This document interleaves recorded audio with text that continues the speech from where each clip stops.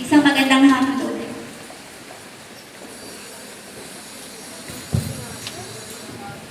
Isang magandang hapon ulit sa ating lahat. Ang pagtatapos ay tanda ng panimula at panibagong pag-asa. Pag-asa kung saan sa mga oras na ito, bibigyan tayo ng panibagong inspirasyon, lalong-lalo na sa ating magsisipagtapos.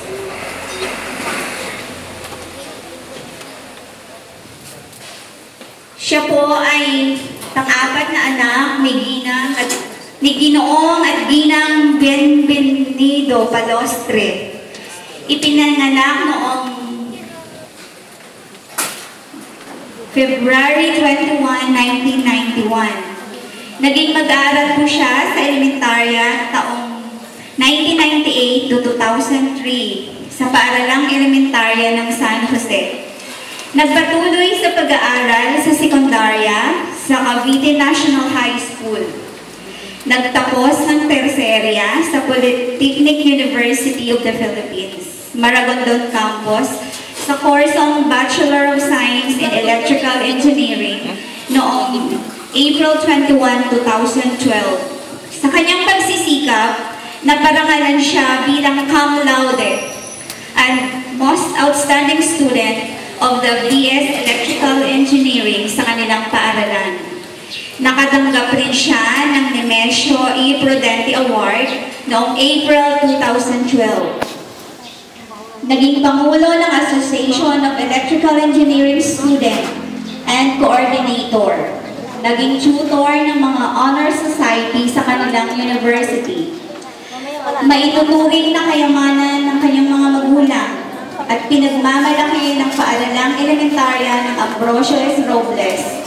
Mga kaibigan, ang taong ito ay isa sa mga nagbibigay liwanag sa aking buhay dahil siya po ay nagtatrabaho bilang regular employee ng Manila Electric Company of Meralco mula January 2, 2013 hanggang kasalukuyan bilang engineering hanggang kasalukuyan.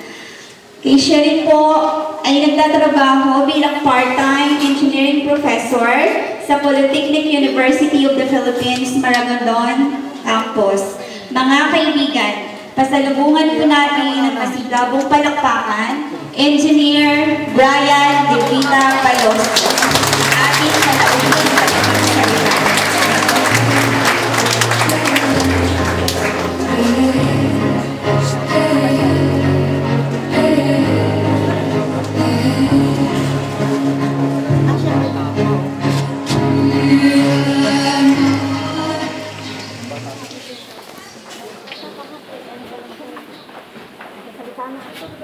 Sa ating tagamasid Pampurok, Maria Nenita Remorca, sa ating butihing Mayor, Enrico Boy Alvarez, sa ating dalawang konsehal na naririto ngayon,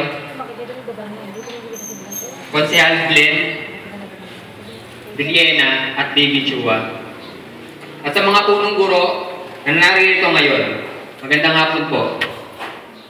At siyempre sa mga masisipag at nagkagandahan nating mga guro ng Ambrosio Robles Memorial Elementary School.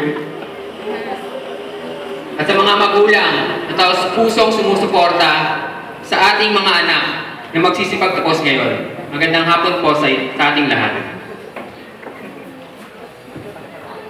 Sa nakaraang taon, hindi lingid sa ating lahat na ang mga trahedyang sumubok sa ating mga Pilipino. Dito'y nasubukan ang ating katatagan at ang pagkakaisa o ang pakikipagbayanihan nating lahat sa anumang oras ng pangangailangan. Kahit tayo'y may siliranin, tayo nakangiti pa rin. Ang iba nga'y nakikiuso pa. Selfie-selfie pag may time. Masasabi ko na basta pusong Pinoy, hindi matitinag. Kaya sa anumang larangan, maging sa edukasyon, tayo hindi susuko. Dapat ay walang anumang maging dahilan sa larangan ng edukasyon. Hindi natin maaaring idahilan ang kahirapan dahil nariyan naman ang mga pampublikong paaralan tulad na lamang ng universidad na kung saan ako nagtapos, ang Polytechnic University of the Philippines, kung saan ang partikular dito ay 12 pesos per unit lamang. Pumapatak na 500 pesos per semester lamang. At ang mga scholarship program na ibinibigay sa atin, katulad ng ating butihing Mayor Boy Alvarez, at sa iba't ibang ahensya, kailangan natin magsumikap at magtiyaga sa pag-aaral. Yun lamang ang susi upang tayo magtagumpay. Ako may produkto din ng mga pampublikong paaralan mula elementarya hanggang kolehiyo. Malaki din ang naitulong sa akin na para lang dito'y nagsimula akong nahubog at magsimulang mangarap bilang isang engineer. Bagaman nakararanas kami ng kahirapan ay hindi naging hadlang upang itigil ko ang aking pangarap. Bagkus, ito ay nagsilbi pang ang kalakasan, inspirasyon sa akin. Dapat sa simula pa lang ay mangarap ka na. Naalala ko nga nung 5 years old ako, may nagtanong sa akin, ano daw ang gusto kong paglaki ko? Sabi kong sagot ko, maging isang tagabukas ng gate ng Japson. Yung Japson din po, yung pabrika po dyan sa may tapat. Ang lahat ay nagtawanan sa akin. Ang nasa sa loob ko nun, bakit pa sila nagtawanan? Marangal naman tagabukas ng gate ng Japson. At doon pa nga nagtatrabaho na tatay ko.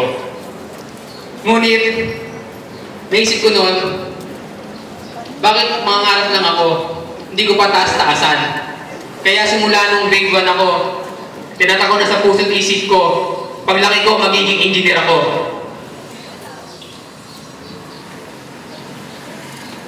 Kahit nung pumasok ako sa kolehiyo, tinasan ko pa rin yung pangarap ko. Pagtuntong ko ng school sa PUP, pagtuntong ko pala ng first year college, sabi ko, magiging cum laude ako dito. At hindi nga ako binigo ng ating Panginoon. At siya'y pinagkalooban ako ng karangalan bilang cum laude ng PUP. Ano ba ang gusto ko ipagdadal sa inyo mga magsasapagtapos?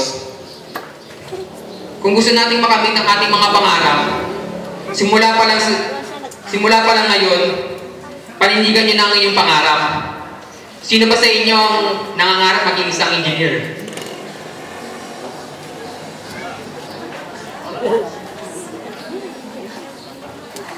Maging isang guro?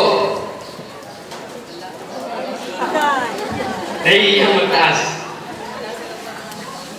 Ang masasabi ko lang, sa simula pa lang, mula grade 1, dapat alam nyo na kung ano ang gusto nyo paglaki nyo. Parindigan nyo ito, at sa tulong ng inyong pamilya at mga magulang, pagsisikapan nyo itong matapos. At sa tulong na rin ng ating poong may kapal, sa suporta ng ating mga magulang, natupad ko ang ilan sa aking mga pangarap. At patuloy pa rin ako nangangarap hanggang maabot ko ang ating minibinti sa buhay. Simple lang naman upang maging matagumpay ang ating mga pangarap. Magtiwala at manalangin sa Diyos, kagabi palagi ang pamilya. At ang isa pa ay, sabi nga ni Kuya Kim, mag-aral ng mabuti nang ang buhay ay bumuti. Kaya sa mga magsisipagtapos, ang isang pusong Pinoy hindi matitinag kailanman. At kung hindi kayo matitinag sa problema at hindi tatakas, panigurado, may liwanag ang bukas. Maraming salamat po sa ating lahat.